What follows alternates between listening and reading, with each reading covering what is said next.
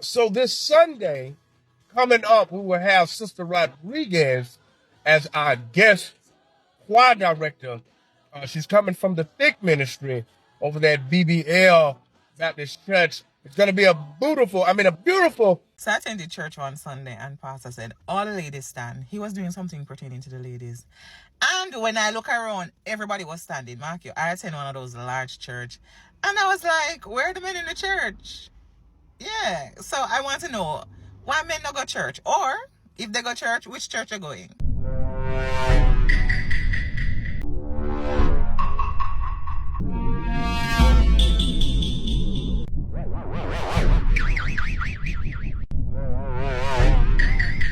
Jumping in some church, flapping your ankle chains around, amen. All on the choir, breasts hanging out, lips all red, nails painted red, purple, blue, green, long like bird claws, all this fake hair, breast implants, toenails painted with little fake diamonds in it. Your toes ain't richer. You're nothing but a... All right, guys, we got to do a follow-up story to the viral clip. I'm pretty sure you guys have seen it by now. You had over 1,000 women attending a singles church event, a singles dating event, no men in sight. Okay, men were refusing to show up, and you had women boo-hooing and complaining in regards to where are the men. And just kind of zooming out here and providing more context as to where are the men. Yeah, I'm going to play a series of clips here because I've even seen it with my own two eyes. You have these pandering pastors that are pretty much pandering to women. They have feminist talking points and pretty much co-signing the nonsense. And what I'm noticing when it comes to this particular trend, you have more and more men fleeing the church. You have more of these pandering pastors. You have more of these social media talking points when it comes to the feminist movement and even what's happening on these podcasts, right? A lot of these podcast conversations are seeping into the church. Take a look. When I used to go to church and I used to see how the pastors would always play on our emotions as women. And I say our emotions as women because before I became emotionally logical, I was operating totally in emotion. And so you had all these women would be in church, running their hand, crying and weeping. And their men would be sitting there looking at them like, is she serious? Like, it's not that serious. Like, oh my God, she's like literally crying and da-da-da. Men aren't, you're not manipulating them emotionally. And that's what they're doing in the church. So men today are not going to church because they see the manipulation. And I have 3 older brothers. One took his whole family out of church and it wasn't even a black church. I have my other 2 brothers. They're just not going. You're not doing it. It's a manipulation. Church girls are the worst girls. And I say stay away from church girls, meaning bullies, self-righteous, judgmental women. I know it's a lot of conversation about decentering men, but men in my personal life have not done nothing to me. Like when I go outside and all that, other than relationships and being betrayed or deceived, nobody has hurt me more than a self-righteous, sociopathic, narcissist woman. Because church women have a way, we have daggers. Like we cut, like we say things that's so emotionally damaging to other women. A lot of men will say some of the same things in my comments. But a woman, she's going to study you. She's going to study you and they're bullies. Stay away from them. If you got to do 50-50, that means you're half of a man.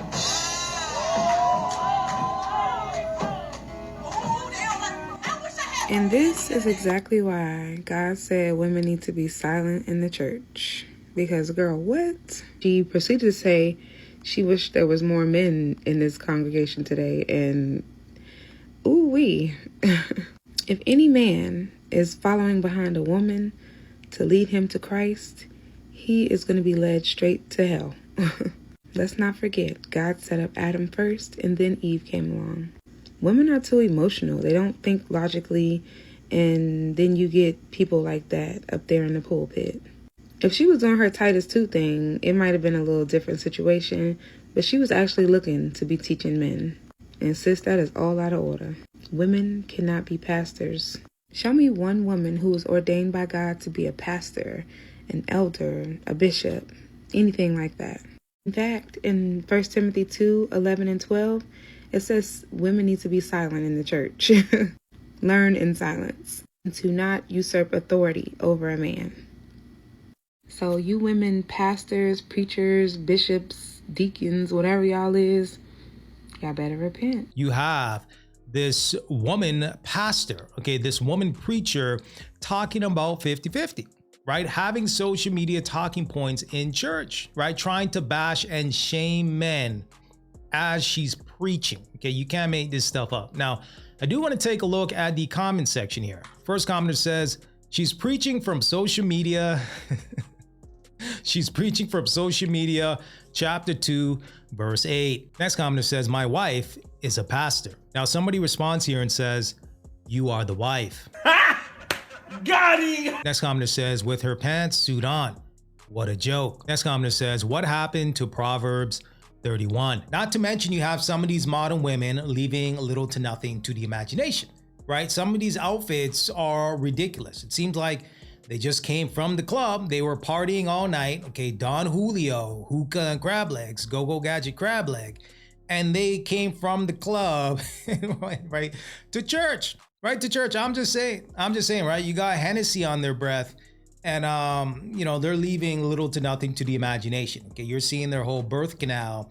They're wearing G-strings and these transparent sundresses to church. Okay, but hey, some women are going to give some pushback when it comes to their outfits because according to them, their interpretation of the Bible is take me as I am, right? You should take me as I am regardless of what I'm wearing.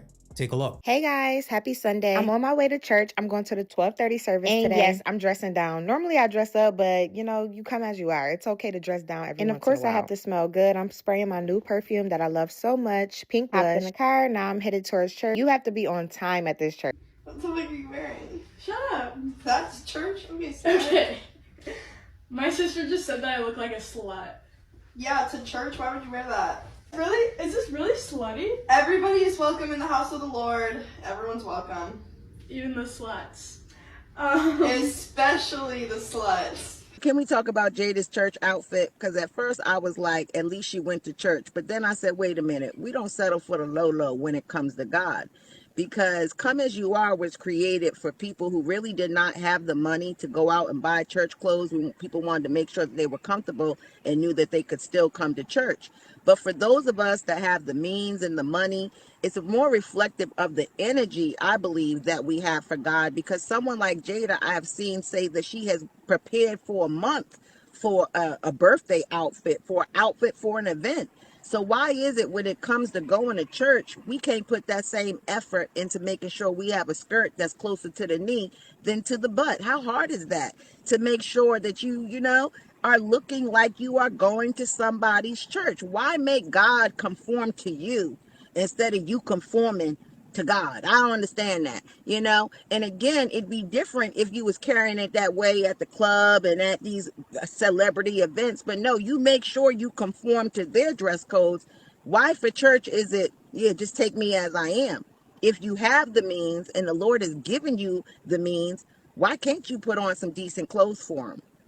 Have a good day. So the way I view it personally is if I had a daughter, right, would I want my daughter to be dressing provocative at church? Would I feel comfortable with that? Would I be proud of that? Right? You know what I mean? Like, you got grandmothers, you got elders, you got, you know, fathers, you got older folks at church, right? I mean, church is for worship. Okay, you got people turning church into a fashion show, okay, into a fashion runway on who can dress a certain type of way. Okay, you got women having competitions with each other at church, right? I've seen it with my own two eyes. I'm just saying, right? You got women turning church into a singles dating event. Okay, you had 1,000 women. Okay, the clip that went viral, you had 1,000 women boo-hoo-wanting and complaining about where are the men. Okay, looking for a man, thirsty for a man. And it's like, why are you going to church again? Are you going to church for the word, for the scripture? right? Or are you going to church for a man? I'm just saying, right? When was the last time you seen a man thirsty making a video talking about where are the women in church? Okay, usually you got men, they go to church, they get the word, and they go home, right? They keep it moving, right? They don't get on social media boo-hoo-whining and complaining about where are the women. I'm just saying. But I do want to play the clip that went viral because I do have new subscribers coming in. You know, sometimes folks need to get caught up to speed as to what's going on. Take a look. Just sitting here thinking about how I went to singles night at church and it was hundreds. I mean, at least 1,000. First, I thought it was 500, but the pastor said it was 1,000 singles in attendance. Like, are we all living the same life at this point? Because I've never been in a room with that many single people or even thought that it was even, I thought I was like the only one left. I mean, beautiful women, all types, shapes and sizes, literally African-American women. Like a room full of singles. And I'm like, this has to be an experiment. Like, this has to be like assimilation. Or is that the word I want to use? I think so. Like, I'm confused and I'm like low-key, like nervous, like for us. Wish shit for myself. Because where are the men? There you have it. Okay, so she's basically admitting the quiet part out loud because she's saying that she's nervous. And, you know, hey, looking at the numbers by 2030, as we know, 50% and over of these model women in the West are going to be single and childless, right? So you should be nervous, not from a malicious or malice perspective, but having a sense of urgency when it comes to finding a man, not necessarily using church as Hinge or Tinder, but just everyday life, okay? At the gym, you know, grocery store, out and about, putting yourself out there to ultimately find a man. I'm just saying. Now, let me know what you guys think about this one. Give me some feedback, and until next time.